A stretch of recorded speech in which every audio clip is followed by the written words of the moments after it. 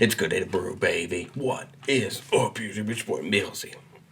Back with Hometown Commander. Back for another episode of Millsy Brews, the show where I brew my version 1.0 deck list of the Commander in front of us on my quest to outbrew the Magic world. Today we're finishing up week 3 with Duskana, the Rage Mother, a Naya bear commander that cares about creatures with base power and toughness 2/2, which, yes, you could definitely take this and do all bears. But I thought, why not make this just an absolute zoo list of random 2/2s, abilities that make 2/2s, cards that are 2/2s that have interesting abilities, and just have a ton of fun with making a pseudo bear tribal deck out of this. But Duskana, and of course, as always, the deck list will be down in the description below. Duskana the Rage Mother is a 5-mana 5/5 bear. With when it ETBs, we draw a card for each creature we control with base power and toughness 2/2. So the important thing to remember as we walk through these abilities, her second ability being whenever a creature you control with base power and toughness 2/2 attacks, it's +3/+3 till end of turn. It uses the term base power and toughness, meaning as long as the thing that's printed on the card or originally printed on the token was 2/2, no matter what buff it's gotten, no matter what we do to it, put counters on it, enchant it, whatever it may be, it will still get this ability because its base power and toughness is 2/2. And it's powerful wording because there's some interesting creatures we can really take advantage of this ability with. I can start buffing the board. First, I want to talk about things that can make 2/2s, because there's a lot of fun things that can make 2/2s, and then we'll talk about kind of my favorites from the 2/2s that we have. We're playing 3 Planeswalkers, first off because all of them make 2/2 tokens, second because they all have some other utility. Arlen the Pack's Home can make 2/2 wolves, can give creatures flash and +1/+1 counters on the front side. It can give us mana on the back side depending on whether it's day or night.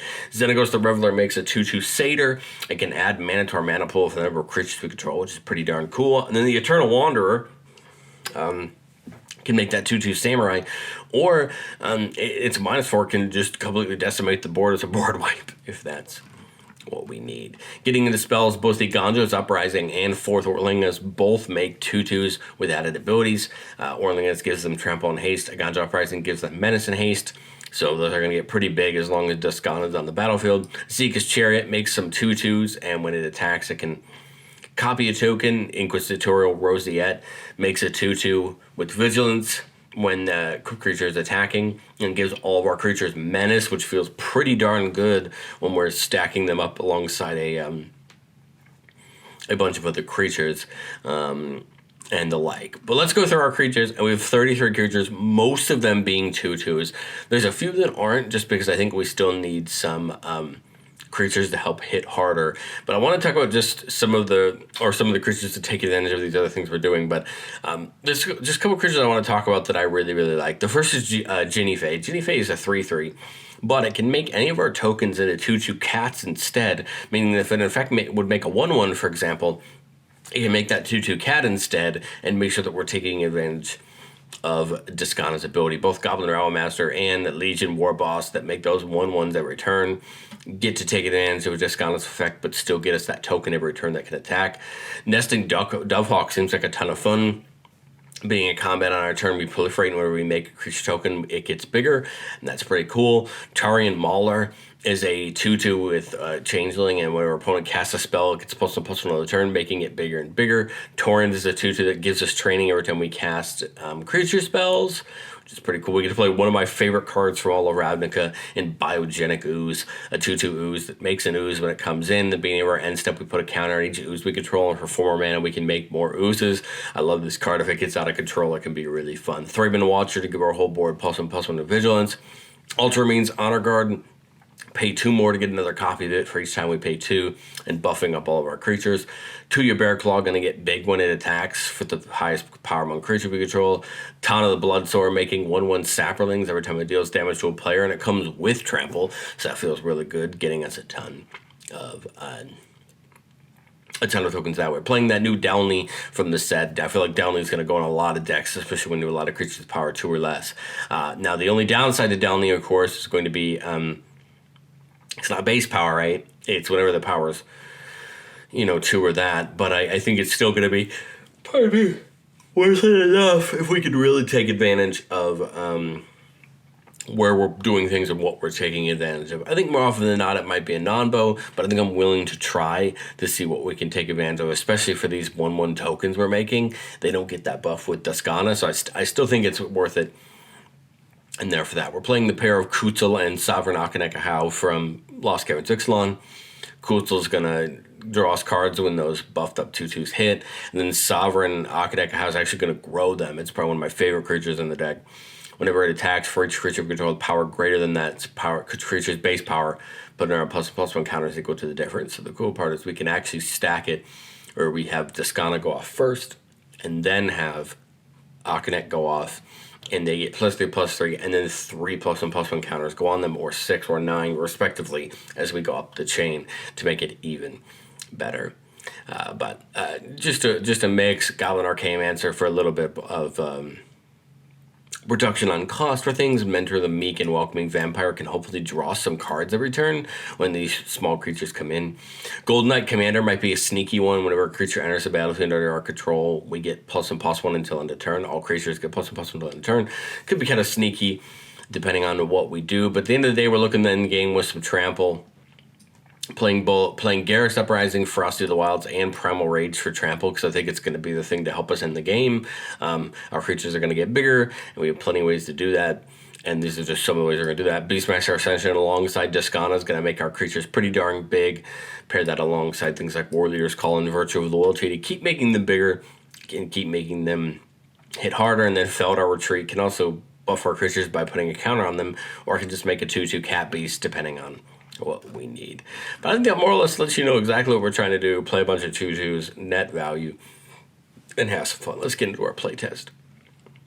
Opening up on a 2-lander here. Rampant Growth's great to see. Soul Ring's great to see. Wild Growth's great to see. Here's a great cross-section of just some really cool cards. Turn 1, we can actually get that force down, and I'd say get that soaring down right away. Might get us some hate depending on what table you're at. You know, some people really like to push back against turn 1 soaring, but I think we're going to take it here. I could get Duskana down a little bit sooner, but other than that, we're just going to take advantage of it. Turn 2, we can get down the mountain here. I kind of like the idea of Wild Growth. Maybe we put Wild Growth on this mountain. Tap the mountain for a Rampant Growth, and I think we want to go get a Plane, since, right, it's the only color we don't have just yet, right? 3 mana in white, nothing we can do exactly quite yet, but we set up for should be a pretty big next turn, getting hopefully some things into play. Field of the Dead coming in tapped, a card that we really want to get online if we can, making us a ton of value. 5 mana, Tana would make sense. I could see War Leader's Call making sense, but I think I just put Tana down and get it ready to go for the next turn. This turn we see Sovereign Akanekahau, which is great. I think I would get the War Leader's Call down here, because that way, if we can hit Tana in here somewhere, this is what, turn 4? I imagine we should be able to get a 3/3 Tana in somewhere. If it makes damage, we're getting Saprolings and pinging people for damage. Otherwise, we can, otherwise maybe we just have our opponent chump it and only get in for 1 or 2, but still get those 1/1s and deal some damage to our opponent. All right, turn 5, 7 mana. I like the idea of Duskana, although right now, unfortunately, we only have 1 creature. I kind of like the idea of just Akanekahau this turn, just because all of those 1/1s we just got off of Tana are being buffed up here with the War Leader's Call, which is going to make them even bigger. We don't have a trample enabler for the Saprolings, so maybe they're not as good to attack with. But I think we can pretty freely attack with Tana here, because as soon as it attacks, it turns from a 3/3 into a 3/3 into a 4/4 because of its ability.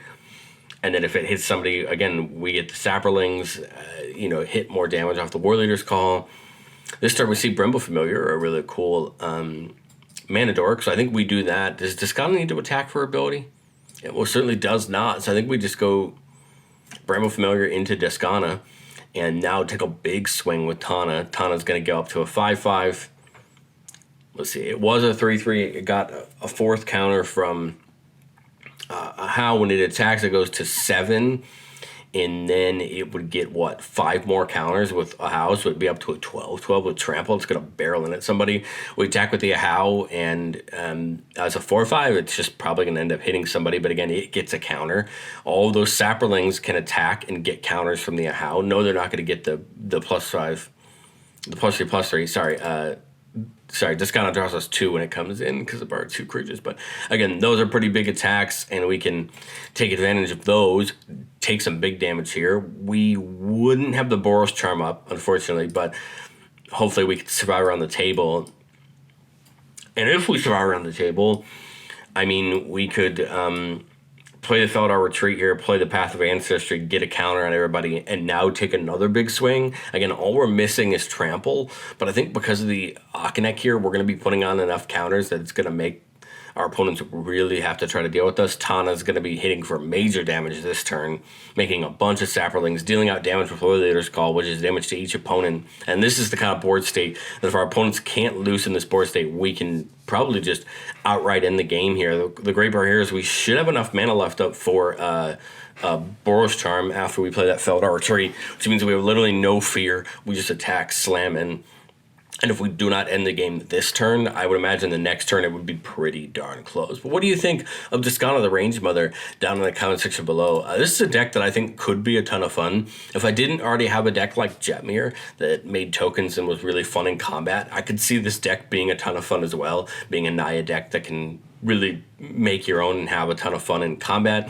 I think this commander, unfortunately, will be outshadowed by Voya, another Naya commander in this set that's probably going to get a lot more love. But I could see Duskana still getting some love as well and being a really fun deck where you can play some niche cards and just have a good time. But let me know what you think down in the comment section below, and I'll catch you guys next time.